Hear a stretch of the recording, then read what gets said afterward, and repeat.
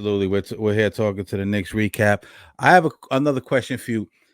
As a Knicks fan, I know you've noticed this. There seems to be Knick hate from everyone outside of New York. You got from Charles Barkley to Paul Pierce to like Joy Taylor to like all these different media pundits nationally.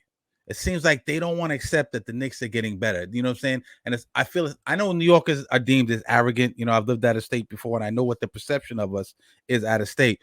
Why do you think there's so much Knick hate besides, you know what I'm saying, out of New York? It's a cool thing to do. Yeah. Everybody hates on the Knicks. For my entire lifetime, before I was even a Knicks fan, it was cool to hate on the Knicks.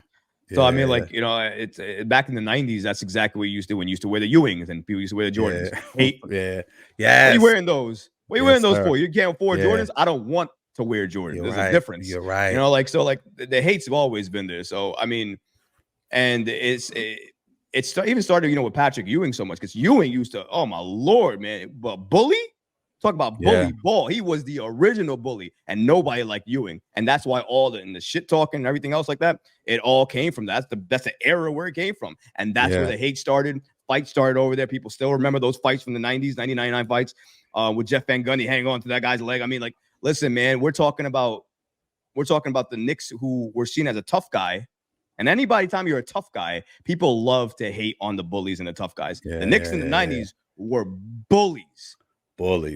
And then when it was time to hate because they finally weren't bullies anymore, they relished in it. And they did it for 20 plus years. Obviously, besides the Melo vacation in 2013, they kept doing it.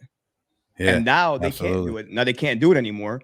So now they got to find different things to pick at. So now instead of picking on the team, which is a contender, they can't say anything about it now. Now they're picking on the moves the team makes. Oh, Jalen Brunson signed for that? They left a lot of money on the table. Is it your money? Like, do you care? Is it your money? You think he's not going to get that back in endorsement and sponsorships? By the way, in 5 years, you can sign about a $500 million Supermax contract. I don't know why anybody's mentioning that for, but that's probably what Leon Rose promised him. Hey, thank you for this. We're going to make sure you get that $500 million come 2020 something, whatever the case may be. So this whole thing about where the Knicks are right now and the hate that they have, it's all stemmed from what it used to be. And now that they can't hate on the same things, they find other things to hate because it's the cool thing. It's never been the cool thing to do, to root and cheer for New York. Never. Indeed. Absolutely. It's always been better and more fun for others to hate on us, regardless if we're thriving or at the bottom. And when we're at the bottom, they love it even more. So that's all it is. I agree.